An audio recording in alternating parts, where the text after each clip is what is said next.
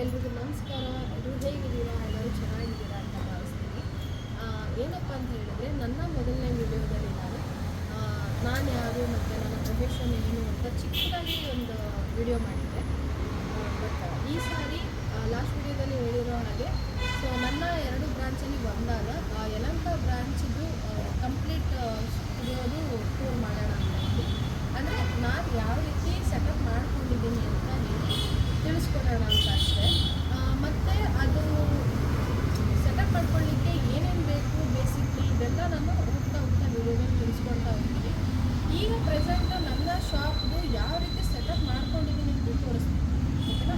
So ಇದರಿಂದ setup ಮಾಡ್ಕೊಳ್ಳೋರಿಗೆ ಅಂದರೆ ಇವಾಗ ಹೊಸದಾಗಿ ಏನಾದರೂ ಪ್ರಯತ್ನ ಮಾಡ್ತಿರೋರಿಗೆ ಸೊ ಎಲ್ಲೆಲ್ಲಿ ಯಾವ ರೀತಿ ಮಾಡಿಕೊಂಡ್ರೆ ಉಪಯೋಗ ಆಗುತ್ತೆ, ಇಲ್ಲ ನಾನು ಮಾಡಿರೋದ್ರಲ್ಲಿ ಏನಾದರೂ ಸ್ವಲ್ಪ ಸಣ್ಣ ಪುಟ್ಟ ಮಿಸ್ಟೇಕ್ ಇಟ್ಟಿದ್ರೆ ಅದನ್ನು ಸರಿ ಮಾಡ್ಕೊಳ್ಳೋದು ಹೇಗೆ ಅನ್ನೋದು ಒಂದು ಸಣ್ಣದಾಗಿ ಗೊತ್ತಾಗುತ್ತೆ ಅನ್ನೋದು ನನ್ನ ಅಭಿಪ್ರಾಯ.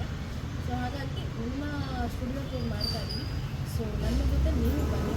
So let's welcome to my YouTube channel.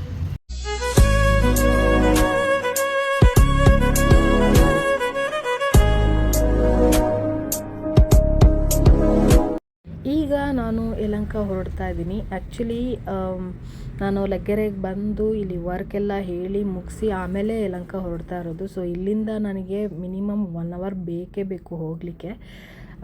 ನೀವೇ ನೋಡ್ತಾ ಇದ್ದೀರಲ್ಲ, ಇದು ಬಂದು ಜಾಲಹಳ್ಳಿ ಕ್ರಾಸ್ ರೋಡು. ಇಲ್ಲಿ ಟ್ರಾಫಿಕ್ ಆದರೆ ಮಾತ್ರ ಮಿನಿಮಮ್ 15 ಮಿನಿಟ್ಸ್ ಅಲ್ಲೇ ಇರಬೇಕು, ಅಷ್ಟು ಟ್ರಾಫಿಕ್ ಆಗುತ್ತೆ. ಸೊ ಇವಾಗಿನ ಸಿಚುವೇಶನ್ ಎಲ್ಲರಿಗೂ ಗೊತ್ತಿರುತ್ತೆ. ಅರ್ಧ ಟೈಮು, ಅರ್ಧ ಲೈಫು, ಅರ್ಧ ದಿನ ಪೂರ್ತಿ ಎಲ್ಲ ಟ್ರಾಫಿಕಲ್ಲೇ ಹೊರಟೋಗ್ತಾ ಇದೆ. ಸೊ ಹಾಗಾಗಿ ಬೆಂಗಳೂರು ಟ್ರಾಫಿಕ್ನ ದಾಟ್ಕೊಂಡು ಹೋಗಬೇಕು ಅಂತಂದರೆ ಮಿನಿಮಮ್ ಟೈಮ್ ಹಿಡಿಯುತ್ತೆ. ಸೊ ಫೈನಲಿ ಟ್ರಾಫಿಕ್ ಎಲ್ಲ ಕ್ಲಿಯರ್ ಮಾಡಿಕೊಂಡು ಲೊಕೇಶನ್ ರೀಚ್ ಆದೆ. ಸೊ ವಿಡಿಯೋ ಕಂಟಿನ್ಯೂ ಮಾಡೋಣ ಅಲ್ವಾ? ಸೊ ಫೈನಲಿ ನಾವು ನಮ್ಮ ಲೊಕೇಶನ್ ರೀಚ್ ಆಗಿದ್ವಿ. ಆ್ಯಕ್ಚುಲಿ ಇದು ಯಲಹಂಕ ನ್ಯೂ ಟೌನ್ ಹತ್ರ ನಿಮಗೆ ಕಾಣುತ್ತೆ ಅನ್ನೋದು. ಈ ಕಡೆ BMTC ಬಸ್ ಸ್ಟ್ಯಾಂಡ್ ಬರುತ್ತೆ ಮತ್ತು ಈ ಕಡೆ ಡ್ರೈ ಫ್ರೂಟ್ ಶಾಪ್ ಬರುತ್ತೆ. ಸೊ ಈ ಎರಡು ಇದ್ರ ಮಧ್ಯೆ ಅಂದರೆ ಬಸ್ ಸ್ಟಾಪ್ಗೆ ಆಪೋಸಿಟ್ ರೋಡಲ್ಲೇ ನನ್ನ ಶಾಪ್ ಲೊಕೇಟ್ ಆಗಿರುವಂಥದ್ದು. ಮತ್ತು ಈ ಕಡೆ ಲೆಫ್ಟ್ ಸೈಡಲ್ಲಿ ಬಂದು ಗೌರ್ಮೆಂಟ್ ಸ್ಕೂಲ್ ಇದೆ. ಸೊ ಗೌರ್ಮೆಂಟ್ ಸ್ಕೂಲ್ ಆಪೋಸಿಟಲ್ಲೇ ಇದೆ. ಸೊ ಇದು ಈಸಿ ಮೆಥಡ್, ಅಂದರೆ ಈಸಿಯಾಗಿ ಗುರ್ತಿಡಿಯೋ ಅಂತ ಮೆಥಡ್ ಆಗಿದೆ. ಸೊ ನನ್ನ ಶಾಪ್ ಹೇಗಿದೆ ಏನು ಅನ್ನೋದನ್ನ ನಾನು ಇದು ತಿಳಿಸ್ಕೊಡ್ತಾ ಹೋಗ್ತೀನಿ. So let's welcome.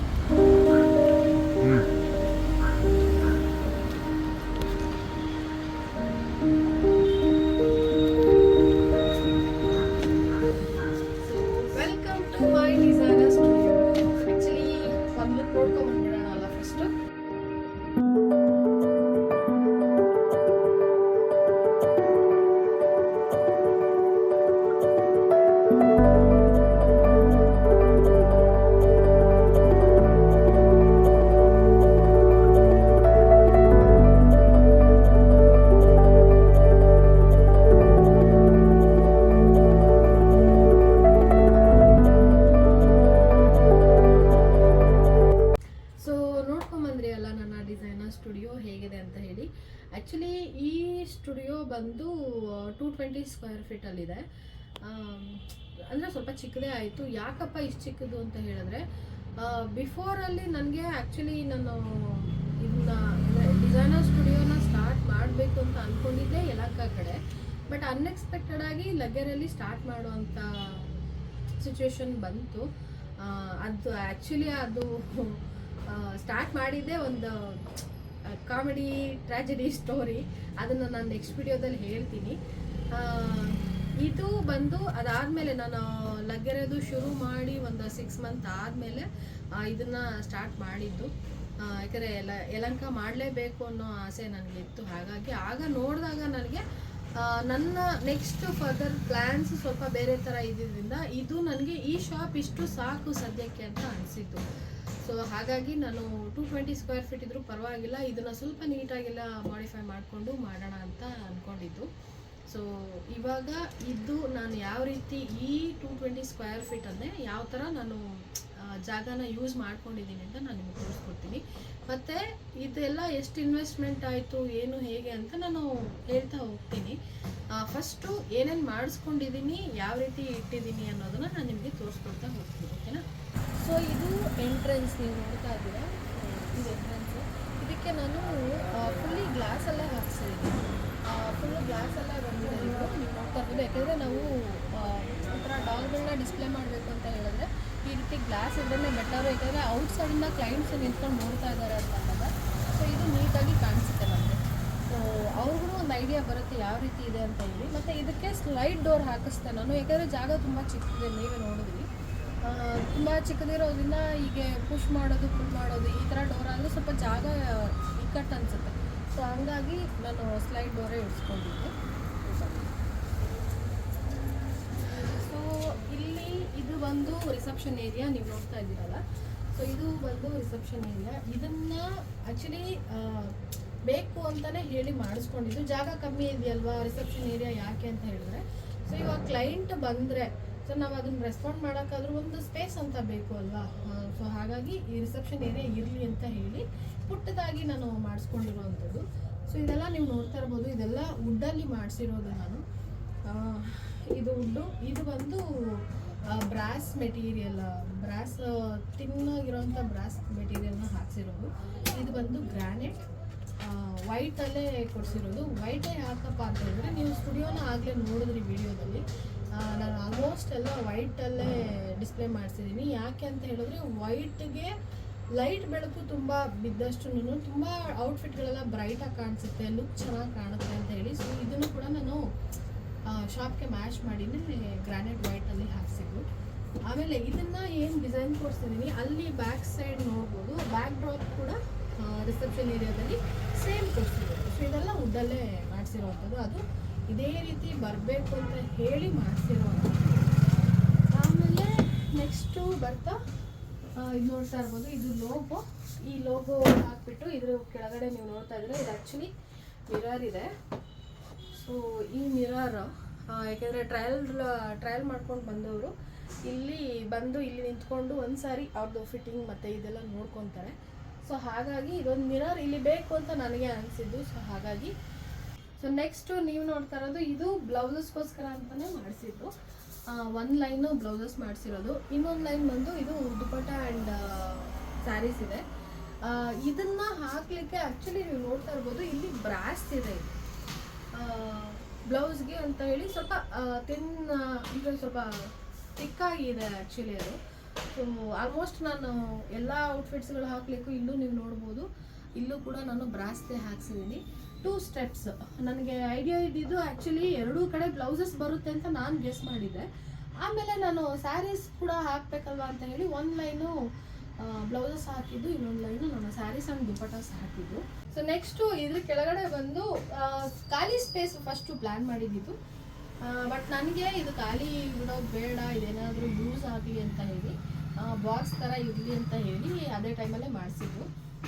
ಇದು ಬಾಕ್ಸ್ಗಳು ಏನಾದರೂ ಬ್ಯಾಗ್ಸ್ಗಳು ಪುಟ್ ಬ್ಯಾಗ್ಸ್ ಅಂದರೆ ಬ್ಲೌಸಸ್ ಕಸ್ಟಮರ್ಸ್ಗೆ ಇಟ್ಬಿಟ್ಟು ಕೊಡೋದಕ್ಕೆ, ಮತ್ತು ಲೆಹೆಂಗಾಗಳಿಗೆ ದೊಡ್ಡ ಬ್ಯಾಗ್ಗಳು ಮಾಡಿಸಿದ್ದೀವಿ ನಾವು.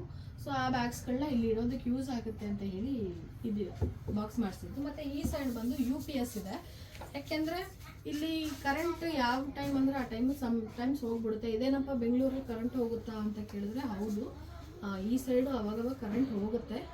ಹೋದಾಗ ಇನ್ ಕೇಸ್ ಕ್ಲೈಂಟ್ಸ್ ಇದ್ರು ಅಂತ ಅಂದರೆ ಅಲ್ಲಿ ಕರೆಂಟ್ ಹೋಗಿಬಿಟ್ರೆ ಪ್ರಾಬ್ಲಮ್ ಆಗ್ತದಲ್ಲ. ಸೊ ಹಾಗಾಗಿ UPS ಕಂಪಲ್ಸರಿ ಇರಲಿ ಅಂತ ಹೇಳಿ ಈ ಪುಟ್ಟ ಶಾಪ್ಗೆ ಎಷ್ಟು ಬೇಕು ಅದಷ್ಟದ್ರಲ್ಲೇ UPS ಹಾಕ್ಸ್ಕೊಂಡಿರುವಂಥದ್ದು. ಆಮೇಲೆ ನೆಕ್ಸ್ಟು ಇಲ್ಲಿ ಈ ಕಡೆ ಬರೋದಕ್ಕೆ ಮುಂದೆ ಮೇಲ್ಗಡೆ ತೋರಿಸ್ಬಿಡ್ತೀನಿ ನಾನು. ನೀವು ನೋಡ್ತಾ ಇರ್ಬೋದು ಶಾಪ್ ಹೈಟು ಆ್ಯಕ್ಚುಲಿ ಸ್ವಲ್ಪ ದೊಡ್ಡದಿದೆ. ಸೊ ದೊಡ್ಡದಿರೋವಾಗ ಸ್ಪೇಸು ಕೂಡ ಮೇಲ್ಗಡೆ ಯಾಕೆ ಖಾಲಿ ಥರ ಬಿಡಬೇಕು ಅಂತ ನನಗೆ ಅನಿಸಿದ್ದು. ಅದಕ್ಕೆ ಏನು ಪ್ಲ್ಯಾನ್ ಮಾಡಿದೆ ನಾನು ಅಂದರೆ ಒಂದು ಸೈಡು ಈ ರೀತಿ ಕವರ್ ಆಗೋ ಥರ ಬಾಕ್ಸಸ್ಸು. ಯಾಕೆಂದರೆ ನೀವು ಅಲ್ಲಿ ನೋಡ್ತಾ ಇರ್ಬೋದು, ಸೊ ನಮ್ಮದು ಬ್ಯಾಗ್ಗಳು ಇಟ್ಟಿರೋ ಅಂಥದ್ದು ಸ್ವಲ್ಪ ಹೆವಿ ಆಗಿಬಿಟ್ಟು ಸ್ವಲ್ಪ ಡೋರ್ ಓಪನ್ ಆಗಿದೆ. ಅದೇ ರೀತಿ ಯಾವುದಾದ್ರೂ ಕೆಲವೊಂದು ಐಟಮ್ಸ್ಗಳು ಶಾಪ್ಸ್ ಅಂದಮೇಲೆ ಬಂದೇ ಬರುತ್ತೆ ಅಲ್ಲ.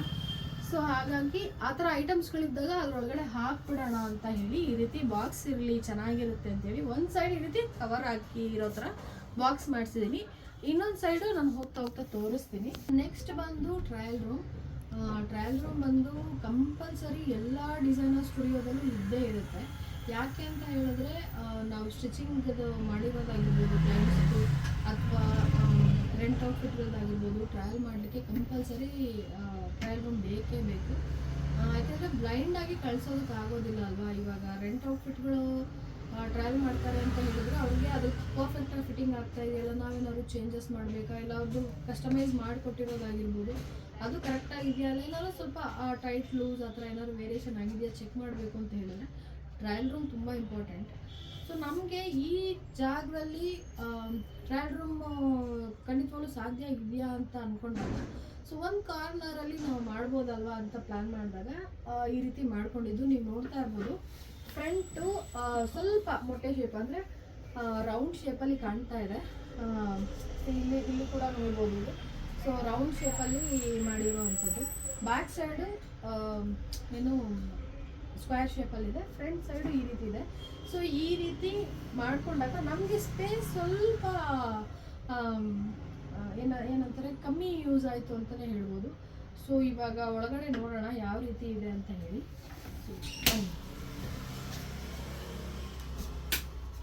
ಸೊ ಇದು ನೀವು ನೋಡ್ತಾ ಇರ್ಬೋದು, ಇದು ಟ್ರಯಲ್ ರೂಮ್. ಇದು ನನ್ನ ಹೇಳ್ದಾಗೆ ಸೊ ಹಿಂದೆ ಬ್ಯಾಕ್ ಸೈಡು ಸ್ಕ್ವೇರ್ ಥರ ಮಾಡಿದ್ದಾರೆ. ಸೊ ಸ್ಕ್ವೇರ್ ಥರ ಮಾಡಿಸಿ ಇದಕ್ಕೆ ಎರಡೂ ಸೈಡು ಟ್ಯೂಬ್ ಲೈಟ್ಗಳೇ ಕೊಟ್ಟಿರೋದು. ಅಂದರೆ ಸ್ವಲ್ಪ ಎಲ್ಲೋಯಿಶ್ ಲೈಟ್ ಥರ ಕೊಡಿಸಿರೋದು. ಯಾಕೆಂದರೆ ಔಟ್ಫಿಟ್ಗಳು ತುಂಬಾ ಲುಕ್ಕಾಗಿ ಕಾಣಿಸುತ್ತೆ ಅದಕ್ಕೋಸ್ಕರ. ಮತ್ತು ತುಂಬ ಡಿಸೈನರ್ ಸ್ಟುಡಿಯೋದಲ್ಲಿ ಅಥವಾ ನಾವು ಯಾವುದೇ ಒಂದು ಬಟ್ಟೆ ಅಂಗಡಿಗಳಿಗೆ ಹೋದಾಗಲೂ ಕೂಡ ಮಿರರ್ ಪೂರ್ತಿ ಇರೋವಂಥದ್ದೇ ನೋಡ್ತೀವಿ. ಬಟ್ ನಾನು ಆ ಥರ ಮಾಡಿಸ್ಲಿಲ್ಲ, ನನಗೆ ಈ ರೀತಿ ಮಿರರ್ ಬೇಕಿದ್ದರಿಂದ ಈ ಕಡೆನೂ ಕೊಡಿಸಿದ್ದೀನಿ, ಈ ಸೈಡು ಕೊಡಿಸಿದ್ದೀನಿ. ಮತ್ತು ಇದಕ್ಕೆ ಒಂದು ಪುಟ್ಟದಾಗಿರೋವಂಥ ಫ್ಯಾನ್ ಕೂಡ ಕೊಡಿಸಿದ್ದೀನಿ. ಯಾಕೆಂದರೆ ಫುಲ್ ಕವರ್ ಮಾಡ್ಕೊಳ್ಳೋದ್ರಿಂದ ಸೆಕೆ ಆಗಬಾರ್ದು, ಕ್ಲೈಂಟ್ಸ್ಗೆ ಇರಿಟೇಷನ್ ಆಗಬಾರ್ದು ಬಟ್ಟೆ ಹಾಕ್ಕೊಳ್ಳೋವಾಗ ಅಂತೇಳಿ ಪುಟಾಣಿದೊಂದು ಫ್ಯಾನ್ ಕೊಡಿಸಿದ್ದು. ಅದಾದಮೇಲೆ ನೀವು ನೋಡ್ತಾ ಇದ್ದೀರಾ, ಆ್ಯಕ್ಚುಲಿ ಜಾಗ ಚಿಕ್ಕದು ಅಂತ ನಾವು ಸ್ಪೇಸ್ ಕೂಡ ಟ್ರಯಲ್ ರೂಮ್ದು ಚಿಕ್ಕದು ಮಾಡಲಿಲ್ಲ. ಇದು ನೋಡ್ತಾ ಇದ್ದೀರಾ, ಇದು ಒಂದು ಹೆವಿ ಔಟ್ಫಿಟ್ ಹಾಕೊಂಡ್ರು ಆರಾಮ್ಸೆ ನಿಂತ್ಕೋಬೋದು. ಸೊ ಆರಾಮ್ಸೆ ನಿಂತ್ಕೋಬೋದು, ಒಂದು ಹೆವಿ ಔಟ್ಫಿಟ್ ಕೂಡ ಹಾಕೊಂಡು ನಿಂತ್ಕೋಬೋದು, ಆ ರೀತಿಯೇ ಮಾಡಿಸಿರೋದು. ಸೊ ಬಾಗಿಲು ಕೂಡ ನೋಡಿ 2 ಡೋರ್ಸ್ ಕೊಡಿಸಿದ್ದೀವಿ. ಬಿಕಾಸ್ ಒಂದೇ ಡೋರ್ ಕೊಟ್ಟರೆ ಈ ರೀತಿ ಓಪನ್ ಮಾಡಿ ಕ್ಲೋಸ್ ಮಾಡಬೇಕಾಗುತ್ತೆ. ಅವಾಗ ಏನಾಗುತ್ತೆ, ಜಾಗ ತುಂಬ ಸ್ಪೇಸ್ ತಿನ್ಕೊಳ್ಳುತ್ತೆ ಅಂತ ಹೇಳಿ. ಹಾಗಾಗಿ 2 ಸೈಡ್ ಡೋರ್ ಕೊಟ್ಟರೆ ನೋಡಿ ಇಷ್ಟು ಮಾತ್ರನೇ. ಸೊ ಈ ರೀತಿ ಮಾಡಿಕೊಂಡಾಗ ಸ್ವಲ್ಪ ನಮಗೆ ಯಾವ ರೀತಿ ಅನುಕೂಲ ಆಗುತ್ತೆ, ನಮ್ಮ ಸ್ಟುಡಿಯೋ ಎಷ್ಟು ದೊಡ್ಡದಾಗಿದೆ ಎಷ್ಟು ಚಿಕ್ಕದಾಗಿದೆ ಅದರ ಮೇಲೆ ಡಿಪೆಂಡ್ ಮಾಡ್ಕೋಬೇಕಲ್ವ. ಸೊ ಹಂಗಾಗಿ ನಾನು ಇದನ್ನು ಈ ರೀತಿ ಮಾಡಿಸ್ಕೊಂಡೆ. ಸೊ ಇದು ನನ್ನ ಟ್ರಯಲ್ ರೂಮ್. ಹಾಗೆ ಇದ್ರ ಮೇಲೆ ನೀವು ನೋಡ್ತಾ ಇದ್ದೀರಾ, ಇಲ್ಲಿ ಬ್ಲೌಸ್ ಇಟ್ಟಿದ್ದೀನಿ. ಸೊ ಅಲ್ಲೇ ಪಕ್ಕದಲ್ಲಿ ಹಾಗೆ ನೀವು ನೋಡ್ತಾ ಇರ್ಬೋದು, ಇಲ್ಲಿ ಕೂಡ ಬ್ಲೌಸಸ್ ಇಡೋದಕ್ಕೆ ಬಾಕ್ಸ್ ಮಾಡಿಸ್ಕೊಂಡಿದ್ದೆ ನಾನು. ಆ್ಯಕ್ಚುಲಿ ನೀವು ಆಗಲೇ ನೋಡಿದಾಗೆ ಲೆಫ್ಟ್ ಸೈಡು ಫುಲ್ ಕವರ್ ಮಾಡಿರೋವಂಥ ಬಾಕ್ಸಸ್ನ ನೋಡಿದ್ರಿ. ಇದೆಲ್ಲ ಓಪನ್ ಇರೋವಂಥದ್ದು. ಪೂರ್ತಿ ಕೂಡ ಅದೇ ರೀತಿ ಮಾಡಿಸ್ಕೋಬೋದಿತ್ತು. ಬಟ್ ಕೆಲವೊಂದು ಐಟಮ್ಸ್ಗಳನ್ನ ಇಟ್ಕೊಳ್ಳೋಕ್ಕೂ ಸ್ಟೋರೇಜ್ ಅಂತ ಬೇಕಲ್ವಾ ಇರೋ ಜಾಗದಲ್ಲಿನೇ. ಸೊ ಹಾಗಾಗಿ ಒಂದು ಸೈಡ್ ಕವರ್ ಇರೋವಂಥದ್ದು, ಒಂದು ಸೈಡ್ ಓಪನ್ ಇರೋವಂಥದ್ದು ಮಾಡಿಸಿದ್ದು. ಸೊ ನೆಕ್ಸ್ಟು ನೀವು ನೋಡ್ತಾ ಇರ್ಬೋದು, ಇದೊಂದು ಬಾಕ್ಸ್ ಥರ ಕಾಣ್ತಾ ಇದೆ. ಇದು ಯಾಕಪ್ಪ ಅಂತ ಹೇಳಿದ್ರೆ, ತುಂಬ ಬಟ್ಟೆ ಅಂಗಡಿಗಳಾಗಿರ್ಬೋದು ಇಲ್ಲ ಯಾವುದಾದ್ರೂ ಒಂದು ಡಿಸೈನರ್ ಸ್ಟುಡಿಯೋಸ್ಗಳೆಲ್ಲ ಈ ನಡುವೆ ತುಂಬ ಜನ ಮಾಡಿಸಿದ್ದಾರೆ. ಬಟ್ ನನಗೆ ಈ ಥರ ಒಂದು ಬಾಕ್ಸ್ ಮಾಡಿಸಿ ಅದರಲ್ಲಿ ಈ ಥರ ಒಂದು ಡಾಲ್ ಇಟ್ಬಿಟ್ಟು ಒಂದು ಹೆವಿ ಔಟ್ಫಿಟ್ ಯಾವುದು ನಾವು ಸ್ಪೆಷಲಾಗಿ ಮಾಡ್ತೀವಿ ಅದನ್ನು ಇಲ್ಲಿ ಹಾಕೋಣ ಅನ್ನೋ ಒಂದು ಆಸೆ ಇತ್ತು. ಸೊ ಹಾಗಾಗಿ ಇರೋ ಸ್ಪೇಸ್ ಅದೇನೆ ಇದೊಂದು ಇರಲಿ, ಸೊ ನಾವ್ಯಾವ್ದಾದ್ರು ಡಿಫ್ರೆಂಟ್ ಔಟ್ಫಿಟ್ ಮಾಡಿದಾಗ ಇಲ್ಲಿ ಹಾಕೋಣ ಅಂತ ಹೇಳಿ ಇದು ಮಾಡಿಸ್ಕೊಂಡಿದ್ದು. ಸದ್ಯಕ್ಕೆ ಈ ಔಟ್ಫಿಟ್ ಇದೆ, ಆದರೂ ಒಂಥರ ಚೆನ್ನಾಗೇ ಇದೆ. ನೆಕ್ಸ್ಟ್ ಬಂದರೆ ಮೇಲ್ಗಡೆ ನೀವು ನೋಡ್ಬೋದು, ಮೇಲ್ಗಡೆ ಇದು 3 ನೋಡಿದ್ವಿ ಅಲ್ವಾ. ಸೊ ಹಾಗೆ ಇದೇ ರೀತಿ ಈ ಲೈನ್ ಪೂರ್ತಿ ನಾನು ಬ್ಲೌಸಸ್ಸೇ ಮಾಡಿಸಿದ್ದೀನಿ. ಸೊ ನೀವು ನೋಡ್ಬೋದು ಕಂಪ್ಲೀಟ್ಲಿ ಆ ಲೈನ್ ಪೂರ್ತಿ ಬ್ಲೌಸಸ್ಸೇ ಇಟ್ಟಿದ್ದೀನಿ. ಅಂದರೆ ಇವಾಗ ಪ್ರೆಸೆಂಟ್ ಅದರಲ್ಲಿ ಇರೋವಂಥದ್ದು ಮಷಿನ್ ಎಂಬ್ರಾಯ್ಡ್ರಿ ಇರೋವಂಥ ಬ್ಲೌಸಸ್ನ ಹಾಕಿದ್ದೀನಿ. ಯೂಶ್ವಲಿ ಇಲ್ಲಿ ಬಂದು ಹ್ಯಾಂಡ್ ವರ್ಕ್ ಇರೋವಂಥ ಬ್ಲೌಸಸ್ನ ತುಂಬ ಜನ ಲೈಕ್ ಮಾಡ್ತಾರೆ. ಮಿಷಿನ್ಸ್ ವರ್ಕ್ ತುಂಬ ಕಮ್ಮಿನೇ. ಬಟ್ ನಾವು ಟ್ರಯಲ್ಗೆ ಅಂತ ಒಂದಷ್ಟು ಬ್ಲೌಸಸ್ ರೆಡಿ ಮಾಡಿದ್ದರಿಂದ ಇವಾಗ ಇದಿಷ್ಟು ಹಾಕಿರೋದಷ್ಟೇ, ಜಸ್ಟ್ ಡಿಸ್ಪ್ಲೇಗೋಸ್ಕರ ಹಾಕಿದ್ದೀನಿ. ಇದು ವಿಡಿಯೋಗೋಸ್ಕರ ಯಾವುದೂ ನಾನು ಚೇಂಜ್ ಮಾಡಿಲ್ಲ. ಸೊ ಶಾಪ್ ಹೇಗಿತ್ತು ಹಾಗೇ ಇದೆ ಇವಾಗ. ಸೊ ಅದೇ ರೀತಿ ರ್ಯಾಂಡಮ್ ಆಗಿ ವಿಡಿಯೋ ಮಾಡ್ತಾ ಇದ್ದೀನಿ. ಸೊ ನೆಕ್ಸ್ಟು ಈ ಬಾಕ್ಸ್ ಆದಮೇಲೆ ಇದೊಂಚೂರು ಖಾಲಿ ಸ್ಪೇಸ್ ಕಾಣ್ತಾ ಇದೆ, ನೀವು ನೋಡ್ತಾ ಇರ್ಬೋದು. ಆ್ಯಕ್ಚುಲಿ ಈ ಸ್ಪೇಸ್ಗೆ ಏನಾದರೂ ಆ್ಯಡ್ ಮಾಡೋಣ ಅಂದಾಗ ಇಲ್ಲ ಬೇಡ ಅನ್ನಿಸ್ತು. ಯಾಕೆ ಅಂತ ಹೇಳಿದ್ರೆ, ಸೊ ನಾನು ಫಸ್ಟೇ ಹೇಳಿದಾಗೆ ಶಾಪ್ ಹೈಟು ಸ್ವಲ್ಪ ಜಾಸ್ತಿ ಇದ್ದರಿಂದ ಬಾಕ್ಸ್ಗಳನ್ನೆಲ್ಲ ಇಡೋದಕ್ಕಾಗಿ ಆ ಕಡೆ ನಾನು ಐಟಮ್ಗಳು ಎತ್ಕೊಳ್ಳೋದಕ್ಕಾಗಿ ಸ್ವಲ್ಪ ರಿಸ್ಕ್ ಆಗುತ್ತೆ. ನಾವು ಚೇರ್ ಹಾಕೊಂಡ್ರು ಯೂಶ್ವಲಿ ಅಷ್ಟು ಹೈಟ್ ಬರೋಲ್ಲ. ಸೊ ಹಾಗಾಗಿ ಒಂದು ಲ್ಯಾಡರ್ ನಮಗೆ ಬೇಕೇ ಬೇಕಾಗುತ್ತೆ. ಹಾಗಾಗಿ ಇದೊಂದು ಲ್ಯಾಡರ್ ಅಂತ ತೊಗೊಂಡಿದ್ದು. ಇದನ್ನ ಇಡೋದಕ್ಕೆ ಈ ಸ್ಪೇಸು ಸಾಕು ಅಂತ ಇಟ್ಕೊಂಡ್ವಿ. ಮತ್ತು ಸ್ಟೀಮ್ ಐರನ್ ಒಂದು ಬೇಕೇ ಬೇಕು. ಎಲ್ಲ ಡಿಸೈನರ್ ಸ್ಟುಡಿಯೋದಲ್ಲಿ ಸ್ಟೀಮ್ ಐರನ್ ಕಂಪಲ್ಸರಿ ಇರುತ್ತೆ. ಸೊ ಇಲ್ಲಿ ಆ್ಯಕ್ಚುಲಿ ಔಟ್ಫಿಟ್ ಅಡ್ಡ ಇದೆ. ಸೊ ಹಾಗಾಗಿ ಇಲ್ಲೊಂದು ಸ್ಟೀಮ್ ಐರನ್ ಇದೆ, ನೀವು ನೋಡ್ತಾ ಇರ್ಬೋದು. ಸೊ ಈ ಸ್ಟೀಮ್ ಐರನ್ನು ಮತ್ತು ಇದಕ್ಕೆ ಲ್ಯಾಡರ್ಗೆ ಇದೊಂದು ಸ್ಪೇಸು ಇಲ್ಲಿ ಸರಿ ಹೋಗಿದೆ ನಮಗೆ. ಸೊ ಹಾಗಾಗಿ ಆ ಸೈಡ್ ಏನೂ ಬೇಡ ಅಂತ ಅಂದ್ಕೊಂಡೆ. ಅದಾದಮೇಲೆ ನೀವು ನೋಡ್ತಾ ಇರ್ಬೋದು, ಇಲ್ಲಿ ಔಟ್ಫಿಟ್ಗಳನ್ನ ಹಾಕಿರುವಂಥದ್ದು. ಈ ಲೈನ್ ಪೂರ್ತಿ ಔಟ್ಫಿಟ್ಗಳು ಹಾಕಿದೆ. ಸೊ ನೀವು ನೋಡ್ತಾ ಇರ್ಬೋದು. ಇದನ್ನು ಹಾಕಲಿಕ್ಕೆ ನಾನು ಇದು ಕೂಡ ಬ್ರಾಸನ್ನೇ ಯೂಸ್ ಮಾಡಿಸಿದ್ದೀನಿ. ನೀವು ನೋಡ್ತಾ ಇರ್ಬೋದು, ಸ್ವಲ್ಪ ಹೆವಿ ಇದೆ ಈ ಬ್ರಾಸು. ಆ್ಯಕ್ಚುಲಿ ಒಬ್ಬರು ಎತ್ತಿ ಹಿಡ್ಕೊಳಕ್ಕೆ ಆಗದೆ ಇರೋಷ್ಟು ವೆಯ್ಟ್ ಬರುತ್ತೆ ಈ ಬ್ರಾಸು. ಬಿಕಾಸ್ ಇದನ್ನು ಈ ಔಟ್ಫಿಟ್ಗಳು ನಮಗೆ ನೋಡೋಕ್ಕೆ ಸಿಂಪಲ್ಲಾಗಿ ಕಾಣಿಸಿದ್ರು ಕೂಡ ಇದರ ವೆಯ್ಟ್ಗಳು ತುಂಬಾ ಬರುತ್ತೆ. ಸೊ ವೇರ್ ಮಾಡಿದವ್ರಿಗೆ ಅಷ್ಟೇ ಗೊತ್ತಾಗುತ್ತೆ. ಕೆಲವೊಂದು ಔಟ್ಫಿಟ್ಗಳಂತೂ ತುಂಬ ವೆಯ್ಟ್ ಇರುತ್ತೆ. ಸೊ ಆ ಔಟ್ಫಿಟ್ಗಳ ವೆಯ್ಟ್ನ ಇದು ತಡಿಬೇಕಲ್ವ. ಸೊ ಹಾಗಾಗಿ ಇದು ನನಗೆ ಬ್ರಾಸು ಓಕೆ ಅಂತ ಅನ್ನಿಸ್ತು. ಸೊ ತುಂಬಾ ಗಟ್ಟಿ ಇದೆ ಅಂತ ಬ್ರಾಸ್ನ ನಾನು ಯೂಸ್ ಮಾಡಿಸಿದ್ದು. ಸೊ ಈ ಕಡೆನೂ ನೋಡ್ಬೋದು, ಇದಿಷ್ಟು ವೆಯ್ಟ್ನ ತಡೆದಿದೆ ಪಾಪ ಅದು. ಅಷ್ಟು ತುಂಬಾ ಇಂಪಾರ್ಟೆಂಟ್ ನಮ್ಮ ಡಿಸೈನರ್ ಸ್ಟುಡಿಯೋಗೆ. ಅಂದರೆ ಯಾರದೇ ಡಿಸೈನರ್ ಸ್ಟುಡಿಯೋ ಆಗಿದ್ದು ಇದು ತುಂಬ ಇಂಪಾರ್ಟೆಂಟ್ ಆಗುತ್ತೆ. ಅದರಲ್ಲಿ ಒಂದು ಲೈಟ್ಸ್ ನೀವು ನೋಡ್ತಾ ಇರ್ಬೋದು. ನಾನು ಇದರಲ್ಲಿ ಫೋಕಸ್ ಲೈಟ್ಸ್ನ ಹಾಕ್ಸಿದ್ದೀನಿ. ಸೊ ಅದು ನೀವು ನೋಡ್ತಾ ಇರೋ ಹಾಗೆ ಆ ಕಡೆ ಒಂದು ಈ ಕಡೆ ಒಂದು ಇದೆ. ಬಿಕಾಸ್ ಫೋಕಸ್ ಲೈಟ್ಸು ಯಾವ್ಯಾವ ಕಡೆಗೆ ಫೋಕಸ್ ಆಗಬೇಕು, ಔಟ್ಫಿಟ್ಗಳ ಮೇಲೆ ಬೀಳಬೇಕಾ, ಬ್ಲೌಸಸ್ ಮೇಲೆ ಬೀಳಬೇಕಾ, ಸ್ಯಾರೀಸ್ ಮೇಲೆ ಬೀಳಬೇಕಾ ಅಂತೇಳಿ ಒಂದೊಂದನ್ನು ಆ ರೀತಿ ಮಾಡಿರುವಂಥದ್ದು. ಮತ್ತು ಅದಕ್ಕೊಂದು ಝೂಮರ್ ಲೈಟ್ ಕೂಡ ಹಾಕ್ಸಿದ್ದೀನಿ. ಝೂಮರ್ ಲೈಟು ಯಾಕಪ್ಪ ಅಂತ ಹೇಳಿದ್ರೆ, ಯೂಶ್ವಲಿ ಎಲ್ಲ ಕಡೆ ಶೋಗೆ ಹಾಕ್ಸ್ತಾರಲ್ವ. ಸೊ ನನಗೆ ಈ ಥರ ಒಂದು ಲುಕ್ ಚೆನ್ನಾಗಿರುತ್ತೆ ಅಂತ ಹೇಳಿ ಸೊ ಝೂಮರ್ ಲೈಟ್ ಹಾಕ್ಸಿದ್ದು. ಮತ್ತು ಫ್ರಂಟಲ್ಲಿ ಕೂಡ ನೋಡ್ಬೋದು, ಫ್ರಂಟಲ್ಲಿ ಕೂಡ ನಾನು ಫೋಕಸ್ ಲೈಟ್ಸ್ನೇ ಹಾಕಿದ್ದೀನಿ. ಯಾಕೆಂದರೆ ಫ್ರಂಟಲ್ಲಿ ಏನು ಡಾಲ್ಗಳನ್ನ ಇಡ್ತೀವಿ ಆ ಡಾಲ್ಗಳ ಮೇಲೆ ಫೋಕಸ್ ಆಗುತ್ತೆ ಅಂತ ಹೇಳಿ. ಸೊ ಕಂಪಲ್ಸರಿ ಲೈಟ್ಸ್ ತುಂಬಾ ಇಂಪಾರ್ಟೆಂಟ್. ಲೈಟ್ಸ್ ಎಷ್ಟಿದ್ರೂ ಎಷ್ಟೇ ಇದ್ದಷ್ಟು ಕೂಡ ಶಾಪ್ಗೆ ತುಂಬ ಹೆವಿ ಲುಕ್ ಬರುತ್ತೆ. ಜೊತೆಗೆ ಔಟ್ಫಿಟ್ಗಳು ಏನು ಹಾಕಿರ್ತೀವಿ ಅದು ತುಂಬಾ ಬ್ರೈಟಾಗಿ ಕಾಣುತ್ತೆ. ಸೊ ಹಾಗಾಗಿ ಸ್ಟುಡಿಯೋಗೆ ತುಂಬ ಇಂಪಾರ್ಟೆಂಟ್ ಇರೋದು ಒಂದು ಲೈಟ್ಸ್. ಅದಾದಮೇಲೆ ಇನ್ನೂ ಒಂದು ತುಂಬ ಇಂಪಾರ್ಟೆಂಟ್ ಅಂತ ಹೇಳಿದ್ರೆ CCTV ಕ್ಯಾಮ್ರಾ.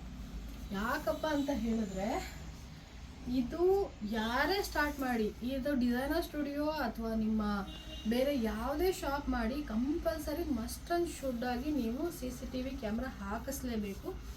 ನಂದು ನೋಡ್ತಾ ಇರ್ಬೋದು, ಒಂದು ಟ್ರಯಲ್ ರೂಮ್ ಕಡೆಗೆ ಫೋಕಸ್ ಆಗುತ್ತೆ, ಇನ್ನೊಂದು ಎಂಟ್ರಿಗೆ ಫೋಕಸ್ ಆಗುತ್ತೆ.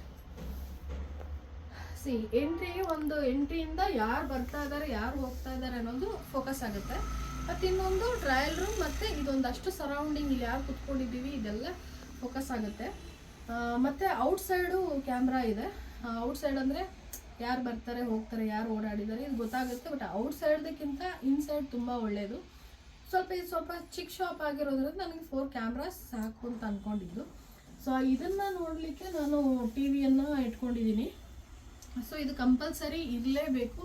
ಯಾಕೆ ಅಂತ ಹೇಳ್ತೀನಿ ಅಂದರೆ, ಸೊ ನನಗೆ ಪರ್ಸ್ನಲಿ ಎಕ್ಸ್ಪೀರಿಯನ್ಸ್ ಆಗಿದ್ದು ನಾನು ಹೇಳ್ತೀನಿ.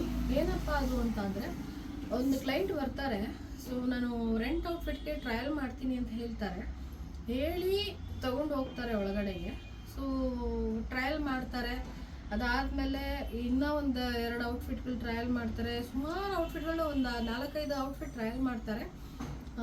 ಆ ಟ್ರಯಲ್ ಮಾಡೋ ಗ್ಯಾಪಲ್ಲಿ ಅವ್ರದ್ದು ಆ್ಯಕ್ಚುಲಿ ಇನ್ನೂ ಒಂದು ಬ್ಲೌಸ್ ನಮಗೆ ಸ್ಟಿಚಿಂಗಿಗೆ ಕಸ್ಟಮೈಸ್ಗೆ ಅಂತ ಕೊಟ್ಟಿದ್ರು. ಅದೇನೋ ಸ್ವಲ್ಪ ಲೂಸ್ ಇದೆ, ಟೈಟ್ ಮಾಡಿ ಕೊಡಿ ಅಂತ ಹೇಳಿದ್ದಕ್ಕೆ ನಮ್ಮ ಸ್ಟಾಫ್ ಏನು ಮಾಡಿದ್ದಾರೆ, ಅದನ್ನು ಟೈಟ್ ಮಾಡೋದ್ರಲ್ಲಿ ಬ್ಯುಸಿ ಆಗಿದ್ದಾರೆ. ಅಂದರೆ ಮಿಷಿನಲ್ಲಿ ಸ್ಟಿಚ್ ಹಾಕೋದಕ್ಕೆ ಬ್ಯುಸಿ ಇದ್ದಾರೆ. ಸೊ ಈ ಕ್ಲೈಂಟ್ ಏನು ಮಾಡಿದ್ದಾರೆ, ಆ ಗ್ಯಾಪಲ್ಲಿ ನಾನು ಟ್ರಯಲ್ ಮಾಡ್ತೀನಿ ಅಂತ ಹೇಳಿ ಸೊ ಟ್ರಯಲ್ ರೂಮ್ಗೆ ತೊಗೊಂಡು ಹೋಗಿದ್ದಾರೆ.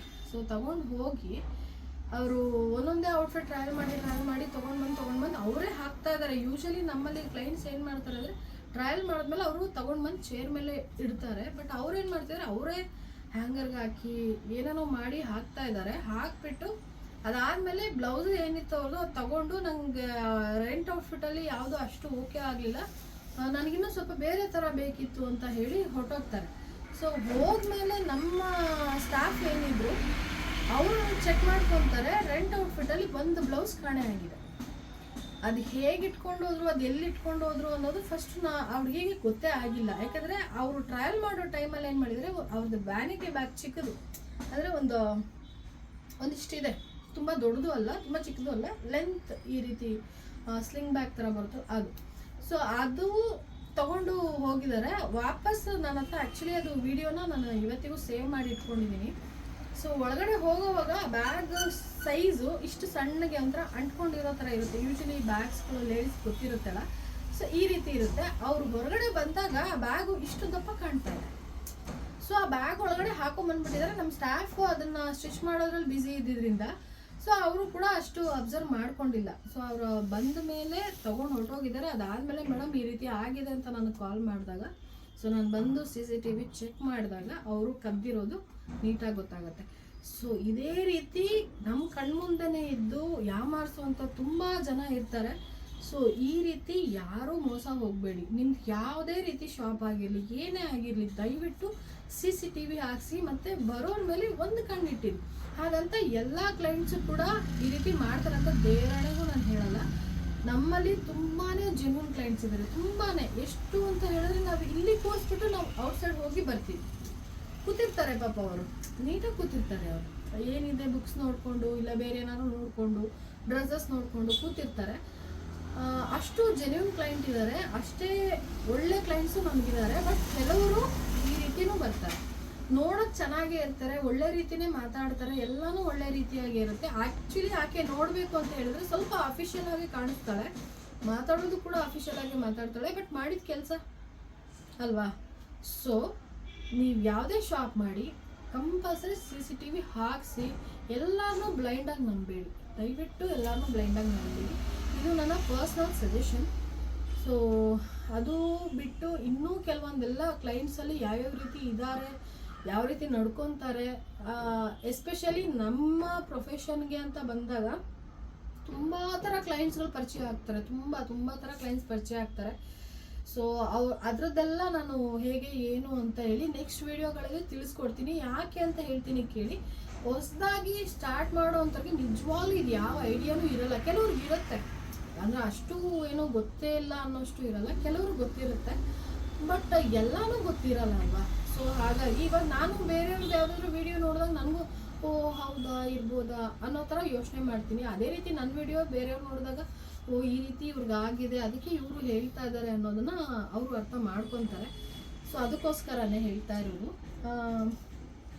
ಇದು ಆ್ಯಕ್ಚುಲಿ ಪರ್ಸ್ನಲಿ ಸಜೆಷನ್ ಕೊಡ್ತಾ ಇರೋವಂಥದ್ದು. ಸೊ ಕ್ಲೈಂಟ್ಸಲ್ಲೂ ಯಾವ ರೀತಿ ಬರ್ತಾರೆ, ಹೇಗೆ ಏನು ಎತ್ತ ಇದನ್ನು ನಾನು ಹೋಗ್ತಾ ವೀಡಿಯೋದಲ್ಲಿ ತಿಳಿಸ್ಕೊಡ್ತೀನಿ. ಮತ್ತು ನನ್ನ ಶಾಪ್ ಇದಕ್ಕೆ ಬರ್ತೀನಿ. ಲಾಸ್ಟ್ ಇನ್ನೊಂದು ನಾನು ತೋರಿಸಿಲ್ಲ, ಏನಪ್ಪ ಅದು ಅಂದರೆ ಚೇರ್ಸ್ ಹಾಕಿ. ಸೊ ಈ ಚೇರ್ಸ್ ಬಂದು ರಿಸೆಪ್ಷನ್ ಏರಿಯಾದಲ್ಲಿ ಹಾಕಿಸಿದ್ದೀನಿ. ಬಿಕಾಸ್ ಯಾಕೆ ಅಂತ ಹೇಳಿದ್ರೆ ಕ್ಲೈಂಟ್ಸ್ ಬಂದಾಗ ಇಲ್ಲಿ ಕುತ್ಕೊತಾರೆ, ಇಲ್ಲ ಅಥವಾ ಫ್ಯಾಮಿಲಿ ಎಲ್ಲ ಬಂದು ಕುತ್ಕೊಂಡಾಗ ಫ್ಯಾಮಿಲಿಲಿ ಇವಾಗ 4-5 ಜನ ಒಟ್ಟಿಗೆ ಬಂದುಬಿಡ್ತಾರೆ. ಸೊ ಹಾಗಾಗಿ ಇಲ್ಲಿ 2 ಚೇರ್ ಹಾಕ್ಕೊಂಡಿದ್ದೀನಿ. ಅದಾದಮೇಲೆ ನೋಡಿ, ಸೊ ಇವಾಗ ಕ್ಲೈಂಟ್ ಬರ್ತಾರೆ, ನಮಗೆ ಡಿಸ್ಕಷನ್ ಮಾಡಬೇಕು ಅಂತ ಹೇಳಿದಾಗ ಸೊ ಇದೊಂದು ಪುಟಾಣಿ ಟೇಬಲ್ ಥರ, ಅಂದರೆ ಟೀಪಾಯಿ ಥರ, ನಮ್ಮ ಭಾಷೆಯಲ್ಲಿ ಹೇಳಬೇಕು ಅಂದರೆ ಇದೊಂದು ಪುಟಾಣಿ ಟೀಪಾಯಿ ಹಾಕ್ಕೊಂಡಿದ್ದೀನಿ. ಸೊ ಇದು 2 ಚೇರು. ನನಗೆ ಸ್ಪೇಸ್ ಕಮ್ಮಿ ಇರೋದ್ರಿಂದ ನನಗೆ ಎಲ್ಲಿ ಇಡೋದಕ್ಕೆ ಸಾಧ್ಯ, ಸೊ ಅದೇ ರೀತಿ ಇಟ್ಕೊಂಡಿದ್ದೀನಿ. ಸೊ ಇದು ನಾನು ಸೆಟಪ್ ಮಾಡ್ಕೊಂಡಿರೋ ಅಂಥದ್ದು. ಮತ್ತು ಇನ್ನು ಮೇಯ್ನ್ ಅಂತ ಬಂದರೆ ನೀವು ಅಲ್ಲಿ ನೋಡ್ಬೋದು, ನಾವು ದೇವ್ರ ಪೂಜೆಗಳನ್ನ ಮಾಡದೆ ಯಾವುದೇ ಕಾರಣಕ್ಕೂ ಯಾವುದೇ ಕೆಲಸನ ಮಾಡಲ್ಲ ಅನ್ನೋದ್ರಿಂದ ಸೊ ಅಲ್ಲಿ ಮೇಲ್ಗಡೆ ದೇವ್ರದ್ದು ಫೋಟೋ ಇಟ್ಕೊಂಡಿದ್ದೀನಿ. ಯಾಕೆ ಮೇಲ್ಗಡೆ ಇಟ್ಟಿರೋದು ಅಲ್ಲಿ ಅಂತ ಹೇಳಿದ್ರೆ, ನನಗೆ ನೀವು ನೋಡಿರೋ ಹಾಗೆ ಈ ಯಾವುದೇ ಜಾಗದಲ್ಲೂ ನಿಜವಾಗ್ಲೂ ಎಲ್ಲೂ ದೇವ್ರ ಫೋಟೋ ಇಟ್ಕೊಳ್ಳೋಕ್ಕೆ ಜಾಗ ಸ್ಪೇಸ್ ಸಾಕಾಗಿಲ್ಲ. ಸೊ ಹಾಗಾಗಿ ಅಲ್ಲಿ ಇಟ್ಟಿದ್ದೀನಿ. ಮತ್ತು ಡೋರಿಂದ ಈ ಕಡೆಗೆ ಯಾಕೆ ಅಂತ ಹೇಳಿದ್ರೆ, ನನ್ನ ಮೇಯ್ನ್ ಎಂಟ್ರೆನ್ಸ್ ಡೋರ್ ಏನಿದೆ ಇದು ವೆಸ್ಟ್ ಫೇಸಿಂಗ್ ಇದೆ. ಸೊ ನಾವು ದೇವ್ರದ್ದು ಮನೇಲಾಗಲಿ ಬೇರೆ ಕಡೆ ಆಗಲಿ ಮಾಡಿದ್ರೆ ಒಂದು ಈಸ್ಟ್ ಫೇಸಿಂಗ್ ಅಂದರೆ ಪೂರ್ವ ದಿಕ್ಕಿಗೆ ಅಥವಾ ಉತ್ತರ ದಿಕ್ಕಿಗೆ ಮಾಡ್ಕೋತೀವಿ ಅಲ್ವಾ. ಸೊ ನನಗೆ ದೇವ್ರದ್ದು ಫೇಸಿಂಗ್ ಏನಿದೆ ಅದು ಪೂರ್ವ ದಿಕ್ಕಿಗೆ. ಸೊ ಹಾಗಾಗಿ ಅಲ್ಲಿ ನನಗೆ ಸ್ಪೇಸ್ ಕರೆಕ್ಟ್ ಅಂತ ಅನ್ನಿಸ್ತು. ಸೊ ಹಾಗಾಗಿ ಮಾಡಿದ್ದೀನಿ. ಅದರ ಪಕ್ಕದಲ್ಲಿ ನೀವು ನೋಡ್ತಾ ಇರ್ಬೋದು ಒಂದು ಕ್ಲಾಕ್ ಇದೆ, ಗಡಿಯಾರ ಇದೆ. ಸೊ ಇದಿಷ್ಟು ನಾನು ಇಲ್ಲಿ ಸೆಟಪ್ ಮಾಡ್ಕೊಂಡಿರೋ ಅಂಥದ್ದು. ಮತ್ತು ಇದಕ್ಕೆ ಈ ಎಲ್ಲ ಸೆಟಪ್ಗೋಸ್ಕರ ನನಗೆ ಆ್ಯಕ್ಚುಲಿ ನೀವು ಅಂದ್ಕೋಬೋದು ಒಂದು ಪುಟ್ಟ ಶಾಪ್ ಅಲ್ವಾ, ಇದಕ್ಕೇನು ಹೆವಿ ಖರ್ಚು ಬಿದ್ದಿರಲ್ಲ ಹಾಗೆ ಅಂತ. ಖಂಡಿತವಾಗ್ಲೂ ಊಹೆ ತಪ್ಪಾಗಿದೆ. ಇದಕ್ಕೆ ಎಷ್ಟು ಇನ್ವೆಸ್ಟ್ಮೆಂಟ್ ಬಿದ್ದಿರಬಹುದು ಯಾರಿಗಾದ್ರೂ ಗೊತ್ತಿದ್ರೆ ಅಂದಾಜು ಇಷ್ಟು ಅಂತ ನನಗೆ ಒಂದು ಕಮೆಂಟ್ ಮೂಲಕ ತಿಳಿಸಿ. ಒರಿಜಿನಲ್ ಎಷ್ಟು ಪ್ರೈಸ್ ಬಿತ್ತು, ಮತ್ತು ಇದಕ್ಕೆಲ್ಲ ಅಂದರೆ ಪ್ರತಿಯೊಂದಕ್ಕೂ ಡಾಲ್ಸ್ಗಳಿಂದ ಹಿಡಿದು ಮ್ಯಾನಿಕ್ವಿನ್ಸು ಇದೆಲ್ಲದಕ್ಕೂ ಎಷ್ಟು ಅಂದರೆ, ಯಾಕಂದರೆ ಈ ಶಾಪ್ ಸ್ಟಾರ್ಟ್ ಮಾಡೋವಾಗ ನಾನು ಲಗ್ಗೆರೆದು ಬಿಟ್ಟು ಇಲ್ಲಿಗೆ ಅಂತ ಪರ್ಚೇಸ್ ಎಲ್ಲ ಹೊಸದಾಗೆ ತೊಗೊಂಡಿದ್ದು. ಮತ್ತು ಇಂಟೀರಿಯರ್ ಎಲ್ಲ ಇದು ನಿಮಗೆ ಯೂಶ್ವಲಿ ಕೆಲವ್ರಿಗೆ ಗೊತ್ತೇ ಇರುತ್ತೆ. ಸೊ ಇವಾಗ ಕಂಪ್ಲೀಟ್ ಶಾಪ್ ನೋಡಿದ್ರಿ ಅಲ್ವಾ. ಸೊ ಇದಕ್ಕೆ ಎಷ್ಟು ಮ್ಯಾಕ್ಸಿಮಮ್ ಆಗಿರ್ಬೋದು, ಯಾರಿಗಾದ್ರೂ ಐಡಿಯಾ ಇದ್ದಲ್ಲಿ ಒಂದು ಕಮೆಂಟ್ ಮುಖಾಂತರ ತಿಳಿಸಿ. ಅಂದಾಜು ಎಷ್ಟಾಗಿರ್ಬೋದು ಅಂದರೆ ನೋಡೋಣ ಯಾರಾದರೂ ರೀಚ್ ಆಗ್ತೀರಾ ಅಂತ. ಸೊ ಇದು ನನ್ನ ಡಿಸೈನರ್ ಸ್ಟುಡಿಯೋದು ಟೂರ್ ಆಗಿರುತ್ತೆ.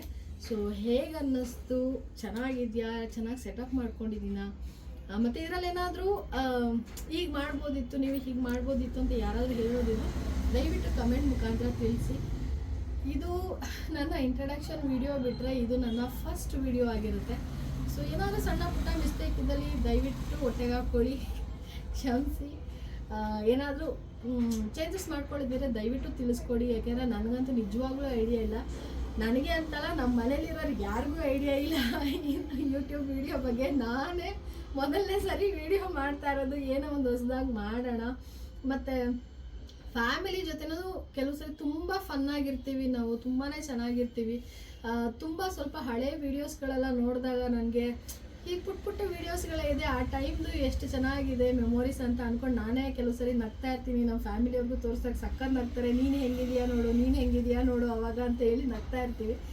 ಸೊ ಅದನ್ನ ನೋಡಿದಾಗ ನನಗೆ ಅನಿಸಿದ್ದು, ಈ ಥರ ಯೂಟ್ಯೂಬ್ ವೀಡಿಯೋಗಳು ಕೆಲವೊಂದೆಲ್ಲ ಮಾಡಿ ಹಾಕಿದಾಗ ಕೆಲವೊಂದು ಮೆಮೊರೀಸ್ ಹಾಗೆ ಉಳ್ಕೊಳ್ಳುತ್ತೆ ಅಲ್ವಾ. ಅಟ್ಲೀಸ್ಟ್ ನಾವಿಲ್ಲ ಅಂದ್ರೂ ಬೇರೆಯವ್ರು ಇರೋರೆಲ್ಲ ನೋಡ್ತಾರೆ. ಸೊ ಫ್ಯಾಮಿಲಿಲಿ ನಾವು ಆ ಥರ ಇದ್ದೀವಿ ನೋಡು, ಹೆಂಗಿದ್ದೀವಿ ನೋಡು, ಎಷ್ಟು ನಕ್ಕಿದ್ದೀವಿ ನೋಡು ಅಂತ ಹೇಳಿ. ಸೊ ಅದೊಂದಕ್ಕೋಸ್ಕರ ಯೂಟ್ಯೂಬ್ ಚಾನಲ್ ಮಾಡಬೇಕು ಅಂತ ಅನಿಸಿದ್ದು. ಜೊತೆಗೆ ನನ್ನ ಪ್ರೊಫೆಷನಲ್ಲಿ ಏನೇ ಒಂದು ನಾನು ತಿಳ್ಕೊಂಡ್ರು ಕೂಡ, ಆಮೇಲೆ ನಮ್ಮಿಂದ ಸ್ವಲ್ಪ ಜನಕ್ಕೆ ಹೆಲ್ಪ್ ಆಗಲಿ, ಇದರಲ್ಲಿ ಏನಪ್ಪ ಹೆಲ್ಪ್ ಆಗುತ್ತೆ ಅಂತಲೂ ಕೆಲವ್ರು ಕ್ವಶನ್ ಮಾಡ್ಬೋದು. ಸೊ ಇದರಲ್ಲಿ ತಿಳ್ಕೊಳ್ಳೋದು ನಿಜವಾಗ್ಲೂ ತುಂಬಾ ಇದೆ. ಈವನ್ ನಾನು ಕೂಡ ಕಲಿತಾ ಇದ್ದೀನಿ. ನನ್ನ ಶಾಪ್ ಸ್ಟಾರ್ಟ್ ಮಾಡಿ ನಿಯರ್ ಬೈ 2 years ಆಯಿತು. ಸೊ ಈ 2 ವರ್ಷದಲ್ಲಿ ಕಲಿತಾನೇ ಇದ್ದೀನಿ ಇನ್ನೂ. ಸೊ ಅದೇ ರೀತಿ ಕಲಿಯುವಂಥದ್ದು ತುಂಬಾ ಇದೆ. ಸೊ ಅದಕ್ಕೇನೆ ಸೊ ಏನೇ ಕೆಲವೊಂದು ಇದ್ರೂ ಅದನ್ನು ವಿಡಿಯೋ ಮಾಡಿಕೊಂಡು ಇಟ್ಕೊಂಡ್ರೆ ಸೊ ನಮಗೆ ನೆಕ್ಸ್ಟ್ ನೋಡಿದಾಗ ನಮಗೆ ಖುಷಿ ಆಗುತ್ತೆ ಅನ್ನೋ ಒಂದು ರೀಸನ್ ಅಷ್ಟೇ. ಸೊ ಏನೇ ತಪ್ಪಿದ್ರು ದಯವಿಟ್ಟು ಕ್ಷಮಿಸ್ಬಿಡಿ, ಹೊಟ್ಟೆಗೆ ಹಾಕ್ಕೊಳ್ಳಿ. ಸೊ ಈ ವಿಡಿಯೋ ನಿಮಗೆ ಎಲ್ಲರಿಗೂ ಇಷ್ಟ ಆಗಿರುತ್ತೆ ಅಂತ ಭಾವಿಸ್ತೀನಿ. ಇದು ನನ್ನ ಮೊದಲನೇ ವಿಡಿಯೋ ಆಗಿರೋದ್ರಿಂದ ಏನಾದರೂ ಮಿಸ್ಟೇಕ್ ಇದ್ದಲ್ಲಿ ದಯವಿಟ್ಟು ಹೊಟ್ಟೆಗೆ ಹಾಕ್ಕೊಂಡು ಕ್ಷಮಿಸ್ಬಿಡಿ. ಆ್ಯಕ್ಚುಲಿ ಇಷ್ಟು ಸಾಫ್ಟಾಗಿ ಮಾತಾಡೋ ಅಂಥ ಮಗು ಅಲ್ಲ ನಾನು. ಆ್ಯಕ್ಚುಲಿ ನಮ್ಮ ಒರಿಜಿನಲ್ ಬೇರೆ ಇದೆ. ಬಟ್ ಇದು ಪ್ರೊಫೆಷನ್ ಆಗಿರೋದ್ರಿಂದ ಸ್ವಲ್ಪ ಕೂಲಾಗಿ ಮಾತಾಡ್ತಾ ಇದ್ದೀನಿ. ಅಂದರೆ ನಾರ್ಮಲ್ಲಾಗಿ ಪ್ರೊಫೆಷನಲ್ ಇರೋ ರೇಂಜ್ಗೆ ಮಾತಾಡ್ತಾ ಇದ್ದೀನಿ. ಇಲ್ಲ ಅಂದರೆ ನಮ್ಮದು ಆಡು ಭಾಷೆ ಗೊತ್ತಿದೆಯಲ್ಲ, ಆ ರೇಂಜ್ಗೆ ಏನಿಲ್ಲ ಯಾಕಲ ಬಂದೇ ಬರುತ್ತೆ. ಸೊ ಈ ವಿಡಿಯೋ ನನ್ನ ಮೊದಲನೇ ವಿಡಿಯೋ ಆಗಿರೋದ್ರಿಂದ ಏನಾದರೂ ಮಿಸ್ಟೇಕ್ ಇದೆ ದಯವಿಟ್ಟು ಕ್ಷಮಿಸಿ, ಸಪೋರ್ಟ್ ಮಾಡಿ. ಇನ್ನು ಏನು ಹೇಳೋದು ಮಾಮೂಲಿ ಗೊತ್ತೇ ಇದೆಯಲ್ಲ, ಲೈಕ್ ಮಾಡಿ, ಶೇರ್ ಮಾಡಿ, ಸಬ್ಸ್ಕ್ರೈಬ್ ಮಾಡ್ಕೊಳ್ಳಿ. Thank you so much for watching. ಮತ್ತೆ ಭೇಟಿಯಾಗೋಣ. ನಮಸ್ತೆ.